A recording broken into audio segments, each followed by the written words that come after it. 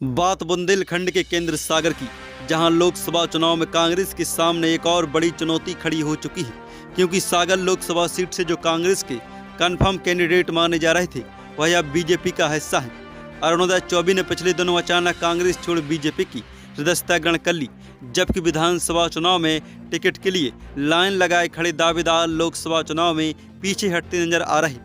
ऐसे में कांग्रेस के पास विकल्प कम ही हैं। पिछले कई दशक से बीजेपी का अवैध कला बन चुकी सागर सीट पर बीजेपी ने लता बानखेड़े को अपना प्रत्याशी घोषित कर दिया। जातिगत गणित की बात करें तो लता पिछड़ा वर्ग से आती हैं। साथ ही महिला टिकट कर बीजेपी ने महिला शक्तिकरण का भी संदेश देने की कोशिश की है, जबकि जवाब में कांग्रेस के पास लोकसभा टिकट मांगने वालों की लिस्ट बहुत छोटी थी। बावजूद इसके कमलनाथ के करीबी और कांग्रेस के वरिष्ठ नेता अरुणोदय चौबे का नाम सागर से फाइनल माना जा रहा था, लेकिन अचानक अरुणोदय चौबे ने कांग्रेस का हाथ झटकते हुए बीजेपी का कमल थाम सबको चौंका दिया, जिसके बाद पार्टी में नए चेहरे के लिए वहापोही की स्थिति है। विधानसभा में सागर से 10 से ज्यादा प्रबल दावेदार थे, जिनमें से लोकसभा के लिए कोई भी आगे आता नहीं दिख रहा।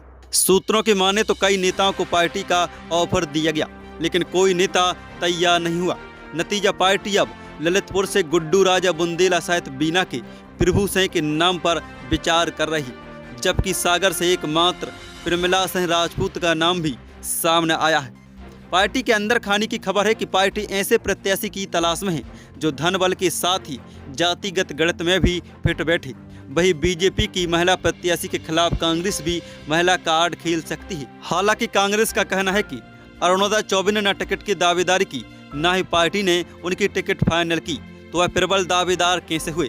वही कांग्रेस का कहना है कि उनके पास अभी भी दर्जन भर प्रत्याशी हैं। अच्छा, भाजपा के जो है आरोप है कि सागर लोकसभा में कांग्रेस के पास प्रत्याशी नहीं और कांग्रेस में लगातार भगदड़ मची हुई है, क्या कहेंगे?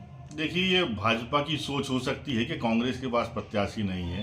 पहले तो उनको अपने खुद के गिरेबान में झांक के देखना चाहिए कि उन्होंने जो प्रत्याशी घोषित किया है उसको लेके उनकी पार्टी में कितना असंतोष है।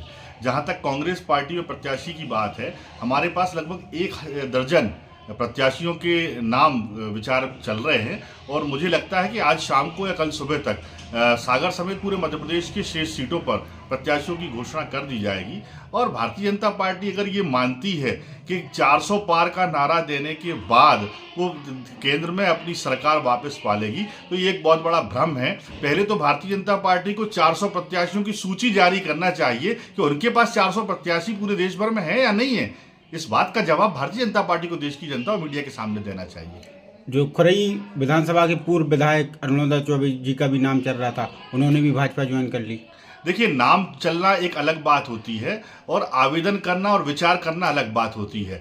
अरुणोदय चौबे जी अपने निजी कारणों से पहले ही इनकार कर चुके थे, इसलिए उनके नाम पे कोई विचार पार्टी में ना तो भोपाल में हुआ ना दिल्ली में हुआ। और ऐसी बात बेबुनियाद है कि कांग्रेस पार्टी के वो प्रत्याशी बनने वाले थे या किसी तरह का उनके नाम पे विचार हो रहा था। उनके नाम पे किसी तरह का कोई विचार नहीं था। वही बीजेपी की बात करें तो बीजेपी ने सागर सहित बुंदेलखंड की चारों सीटों पर पिछले चुनाव में रिकॉर्ड जीत दर्ज की थी, जबकि इस बार राम मंदिर और सागर में संत रविदास सहित बीजेपी के पास मजबूत संगठन और बुंदेलखंड की 26 में से 21 सीटों पर अपने विधायक हैं, जो बीजेपी के लिए मजबूती तो कांग्रेस के लिए बड़ी चुनौती है।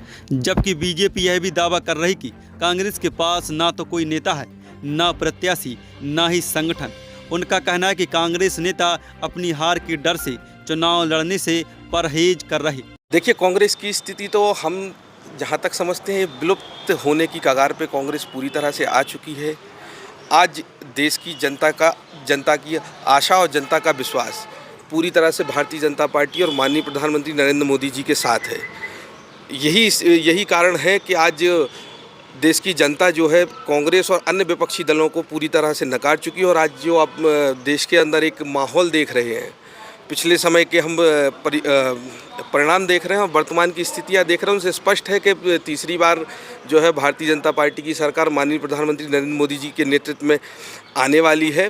और यही एक कारण है कि जो अन्य विपक्षी दलों के नेता हैं, जो जनसेवा या जन कल्याण के या राष्ट्र सेवा के कार्य करने के लिए जिनकी इच्छाएँ हैं, वो उन्होंने भारतीय जनता पार्टी के प्रति उनका लगाव बढ़ रहा है और वो भारतीय जनता पार्टी में शामिल होकर देश के परम वैभव की यात्रा में अपनी एक गिलहरी के रूप में अपनी जो है सहभागिता करके एक स्वर्णिम काल के इतिहास में अपना नाम अमर कराना चाहते हैं। आपको लगता है कि सागर में कांग्रेस को कैंडिडेट नहीं मिल रहा है? नहीं, सागर में स्थिति तो ये है, कैंडिडेट तो ठीक है, इनके पास तो अब कुछ है ही नहीं, मतलब खत्म है यहाँ तो नेता कार्यकर्ता कुछ नहीं है, कांग्रेस का नाम ही खत्म है। विधानसभा में जो खुद कह रहे थे कि हम लड़ेंगे, अब लोकसभा में पीछे भाग रहे हैं, ऐसा तो आप देखिए ना, आप इनमें इतना डर व्याप्त है। आज वर्तमान की परिस्थितियों को देख के, वर्तमान की जो सर्वेज आ रहे हैं उनको देख के आज इतना डर व्याप्त है कांग्रेसियों में कि आप अगर किसी से बोलेंगे कि आप चुनाव लड़ रहे हैं तो वो दूर भागता है। चुनाव के नाम से उनको डर व्याप्त हो चुका है उनके अंदर।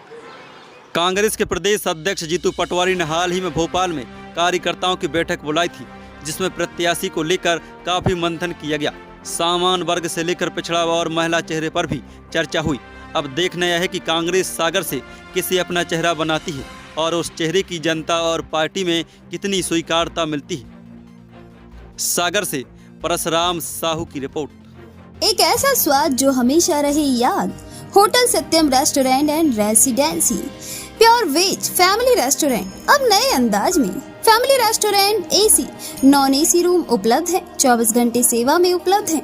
हमारा पता है महिंद्रा कार शोरूम के पास NH 44 ग्राम बमोरा सागर।